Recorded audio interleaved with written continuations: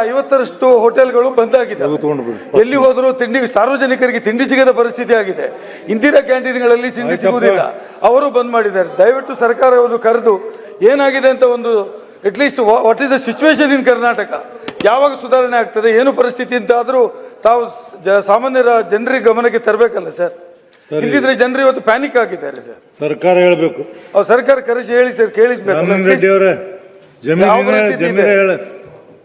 ಜಮೀರ್ ತಂದು ಕೊಡ್ತಾನೆ ಸದ್ಯ ಹೇಳಿ. ಪಾಪ ಅವರು ಹಸಿದು ಬಂದಂಗೆ ಕಾಣ್ತದೆ. ದಯವಿಟ್ಟು ಇಡ್ಲಿ ವಡೆ ಅವ್ರು ಸಪೋರ್ಟ್ ಮಾಡಿ ಅವ್ರಿಗೆ ಇಡ್ಲಿ ವಡೆ ಕೊಡಿಸೋ ವ್ಯವಸ್ಥೆ ಮಾಡಬೇಕು ದಯಮಾಡಿ.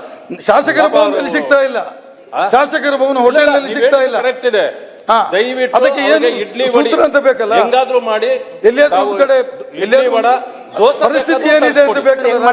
ಗ್ಯಾಸ್ ಇಲ್ಲ ಅಂತ ಕೊಡ್ತೀರಾ? ಹೇಳ್ತಾ ಇರೋದು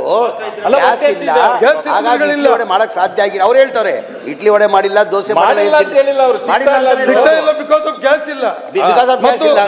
ಮತ್ತೆ ಸಭಾಪತಿಗಳೇ ಇಲ್ಲ, ಎಲ್ಲಿವರೆಗೆ ಬಿಲ್ಲಲ್ಲಿ ಗ್ಯಾಸ್ ಚಾರ್ಜ್ ಅಂತ ಬರೀತಾರೆ, ಅವರೇ ಮಾಡೋದಾದ್ರೆ ಸಿಲಿಂಡರ್ ಬಿಲ್ಲಲ್ಲಿ ಗ್ಯಾಸ್ ಚಾರ್ಜ್ ಅಂತ ಬರೀಲಿಕ್ಕೆ ಮಾಡಿದ್ದಾರೆ.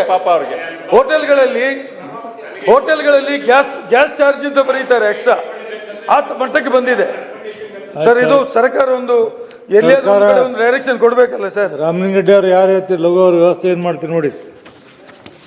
ಎಲ್ಲಾರು ಮಾಡಿ ಇಡ್ಲಿ ವಡೆ ತರಿಸ್ಕೊಡಿ. ಅಲ್ಲ, ಇಡ್ಲಿ ವಡೆ ತರಿಸ್ಲಿಕ್ಕೆ ಮಾಡ್ಲಿಕ್ಕೆ ಕೊಡ್ತಾ ಇಲ್ಲ, ಗ್ಯಾಸ್ ಸಿಲಿಂಡರ್ ಇಲ್ಲ, ಒಲೆಗಳಿಲ್ಲ, ಅಲ್ಲಿ ಕಟ್ಟಿಗೆ ಇಲ್ಲ. ಇಂಪಾರ್ಟೆಂಟ್ ಇದೆ, ದೋಸೆ ಇಡ್ಲಿ ವಡೆ ತರಿಸ್ಕೊಡಿ. ಅಲ್ಲ, ನೀವು ಹೇಳಿದಿರಲ್ಲ ಒಂದು ವಾರದೊಳಗಡೆ ಸರಿ ಆಗ್ತದೆ ಅಂತ. ಇಲ್ಲ ಪಾಪ ಅವರು ಸರಿ ಆಗ್ತಾ ಇಲ್ಲ. ಸಭಾಪತಿಗಳು ಏನಾದ್ರು ಒಂದು ಸಂದೇಶ ಕೊಡ್ಬೇಕು ಸರ್. ತಾವು ಈಗ ಸಿಗ್ತದಾ ಇಲ್ಲ, ಒಂದ್ ಕೆಲಸ ಮಾಡಿ ಸರ್, ಅವರೇ ಮಾಡ್ತೀನಿ, ಎಲ್ಲರೂ ತಿಂದು ಬಾ.